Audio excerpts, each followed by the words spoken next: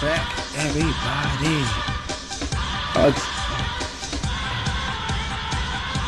Welcome back, everyone, for another video of Virtual Warfare, a text-based role-play fighting tutorial series. Yes! I don't know why I did that, but just the way it came out.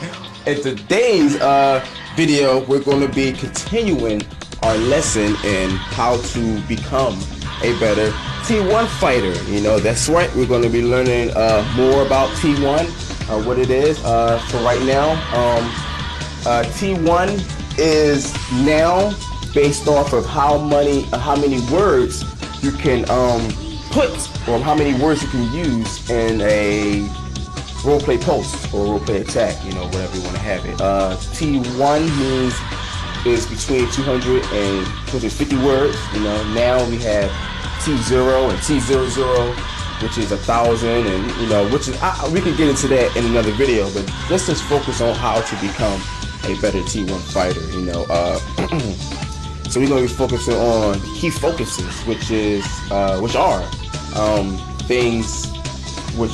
That's a name that I created because I can't figure out another name, but the key focuses are going to be based off of battle data, which is something I call things or words used only to enhance your roleplay fighting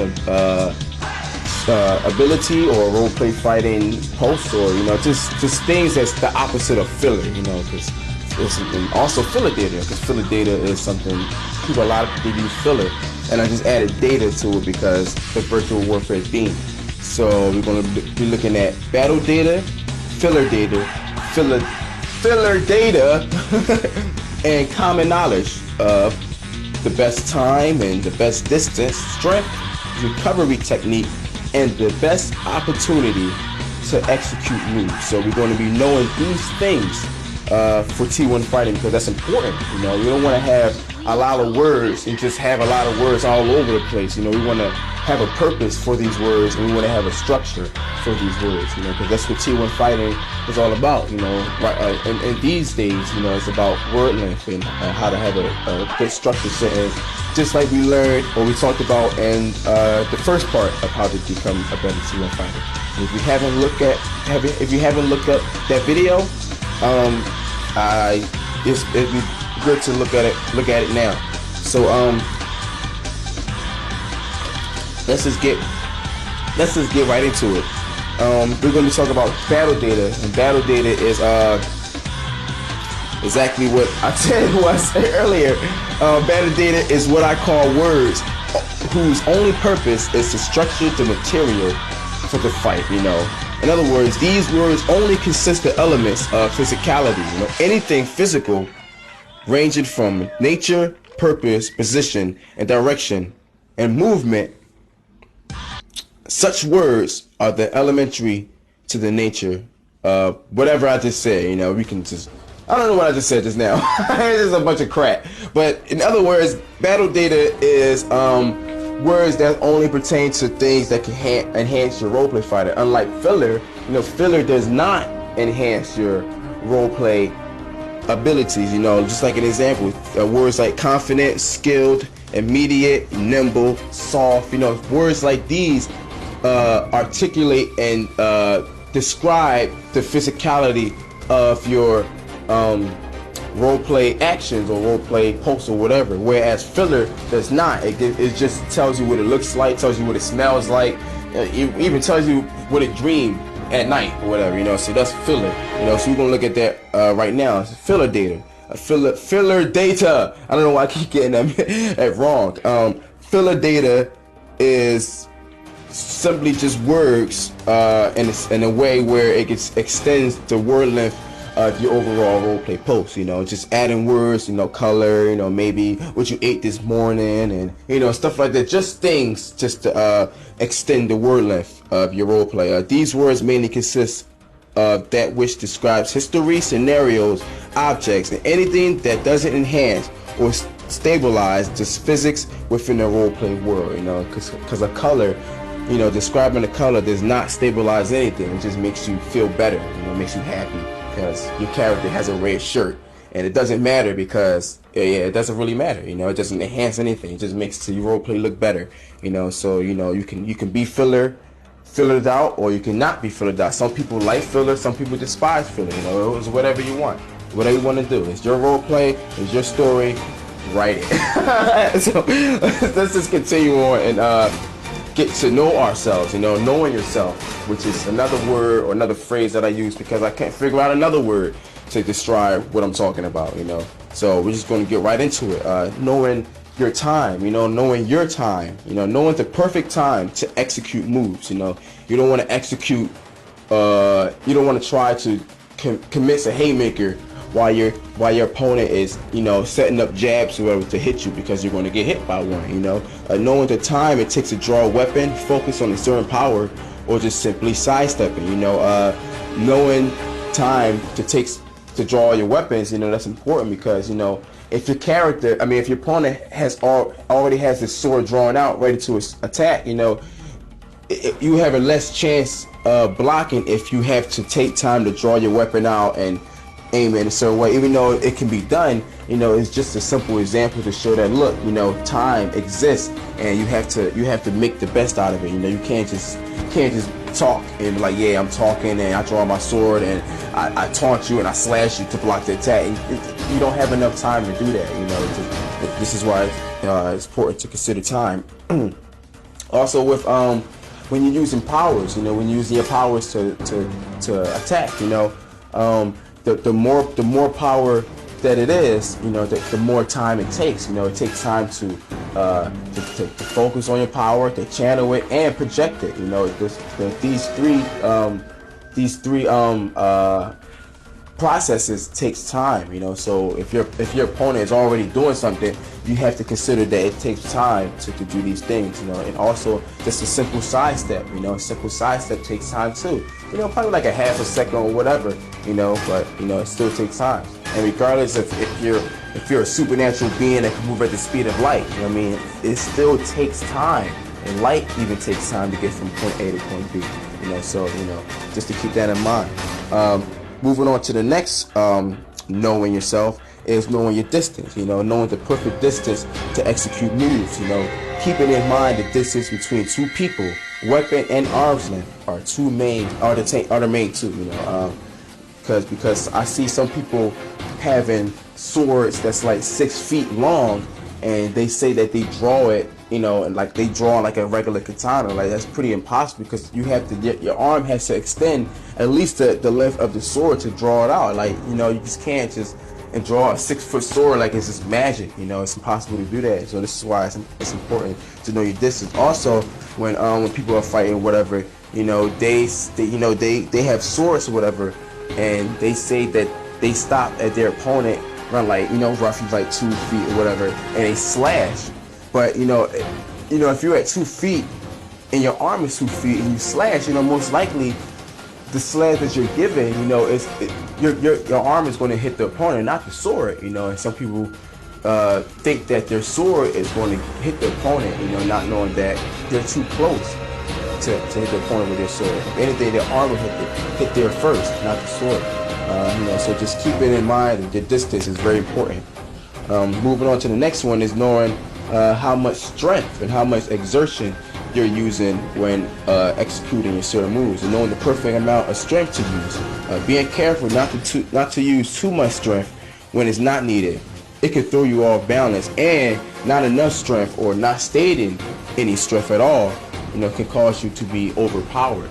Because you don't want to just throw a bunch of attacks and they don't have any weight behind them. And you also don't want to say that you throw a haymaker right off the bat of the match, because that causes you to be set up. You don't want to just exert everything you got in the first move. It's just like, it's an automatic setup. You know what I'm saying? And it's just not good. It's always good to keep in mind how the level of power that you're using. Also, it's the same with using your mind or channeling energy or magic or chi energy or whatever you want to use.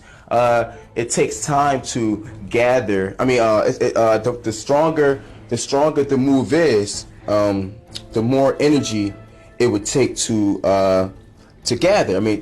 More energy it would take to gather these this element, because you're trying to, it's like trying to I mean, it's simple. It's simple physics. Like, it's like taking a bucket and picking up water. You know, the more water you got, the more strength you're going to have to use to carry it. You know, it's a simple physics. You know, but a lot of people try to. I see a lot of people try to just use a lot of moves, like super mega explosions, and it happens like in a blink of an eye, and without any effort. And it's like, you know, that's like borderline God mode. You know, some people allow it, PC, MP. You know, I can't believe some MP fighters allow this, but that's the way it is. That's the way it goes. You know, I'm not going to argue with them. I have my own way. You know, I would fight the way you fight just to experience the role play, but I have a different method, and it's the method that I'm teaching. And it's just good to know your level of strength. You know, be considerate of that, because you don't want to seem like a cheater or a God mode and just going all throwing haymakers right off the bat and expect them to land and argue your point. Try to, it's just wrong to do. And it's just with the laws of exertion that's within virtual warfare, you know, light, medium, and full, you can understand how to fluctuate your momentum and how to regulate it, so whereas you don't become off balance if you throw a haymaker right off the back, or you don't become weak if you just throw a regular punch. You know, it's not really in a weak way, because it's structured in a way where you're gonna you have a technique behind your level of effort, because you know the laws of exertion. Yeah, so we could move to the next slide, which is knowing your recovery speed. You know, again, you know, the more power it is, the more time it's going to take, and the more exertion you're going to use to gather this power. But also, you know, when you like dish out like haymakers and powers like that, it takes a longer to recover from. You know, it takes a shorter amount of time to recover from a jab. Whereas you have a haymaker, you're just throwing all your might, it's going to take some time to recover from that. So just knowing your recovery speed is very important, because, you know, if I see, you know, this is me personally speaking, you know, if I see my opponent saying that they're delivering this heavy haymaker blow with all their power, whatever the case may be, I'm going to take an advantage of that, and I'm going to think smart. I'm going to say, okay, I know that this guy is going to take some time to recover from this move, so I'm going to attack during his recovery. I'm not going to attack during his whatever, you know. But the thing is, since a lot of people don't understand this concept, when I do try to display this concept of recovery speed, you know, it's like, oh, it's an argument, because, you know, I guess they don't understand how to virtualize recovery speed. I guess it's something that it's not considered, you know. I don't know, you know. So we end up with a big argument, and it's like, it's just because the fight just comes ugly, and you know, it's just not good, you know.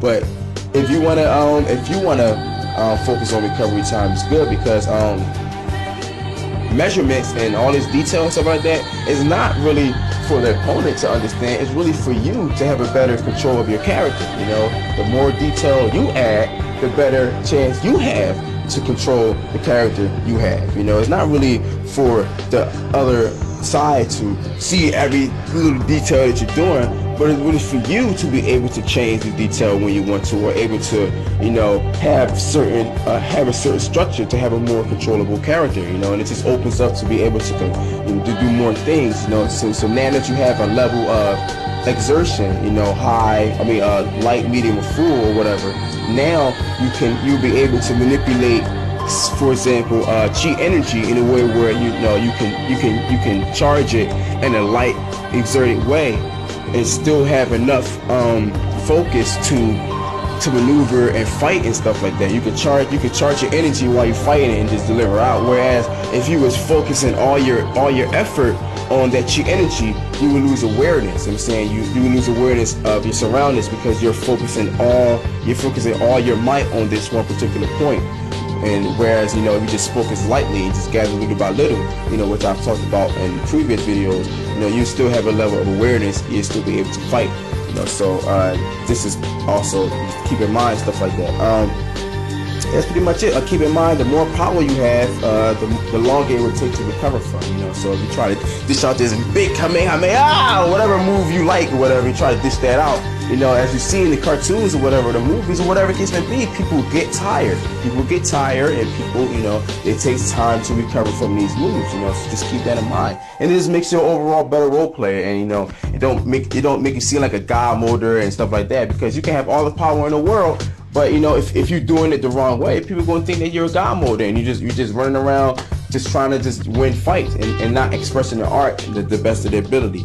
And the last one is actually knowing the opportunity, the perfect opportunity to dish out your attacks or whatever, or to execute your moves. To make sure your distance and time is on your side. Because you don't want to attack at the wrong time, at the wrong distance. You don't want to perform a move that takes too long, or that isn't close enough. You don't want to try to gather all this energy to execute this super mega move when your opponent is right there. Or you don't want to try to, you don't want to try to punch or say that you're punching or slashing your sword when you're not even close enough to your opponent. Nor do you want to perform your special move when your opponent's chances of avoiding it are very high. If your opponent is very aware and ready and on their toes and ready to move out the way, you don't want to do your special move, because it'd be a waste. It's better to do your special move when your opponent is all beat up and tired and ready to don't know what to do. That's when you use your special move. Don't use it when your opponent is ready to use their special move. It doesn't make sense. It'd be special move against special move, and then nothing happens. And nor do you want to execute death blows, just death blows, like hard-hitting blows or haymakers, or high-structure attacks, when your opponent is sending a barrage of their own. So if your opponent is doing all these mega moves, you don't want to do these mega moves too. It'd be best. It'd be best to avoid these mega moves, then execute the move. Because as we talked about before, the more power that you use, drawbacks is a consequence. So if your opponent is delivering all these special attacks or whatever, they will be tired. They will be tired, and they should be tired. If not, it'd just be considered a little god moding. But your opponent should be tired after they deliver this special attack, and at that moment, it would be the best opportunity to deliver your own special attack. Not special attack against special attack, but that person did their special attack, you avoid it. While they're tired, you deliver your own, and the fight should be over. And that's just good to know. Yeah, that's pretty much the end of the video.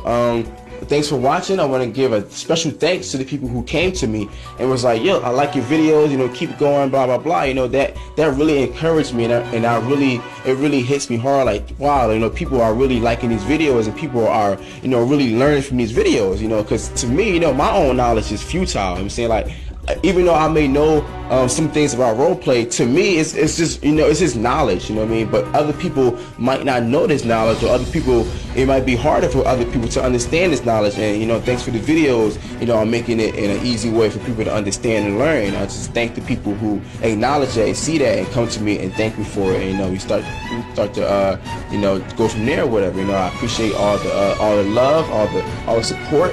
I appreciate everything. This is, it means a lot to me, and we continue making these videos to the best of my ability, so people can understand and just expand in role play, and hopefully, everybody will be on the same page. Everybody will know the difference between this role play and that role play. So just less arguments will arise, and people can get together and role play in harmony more often.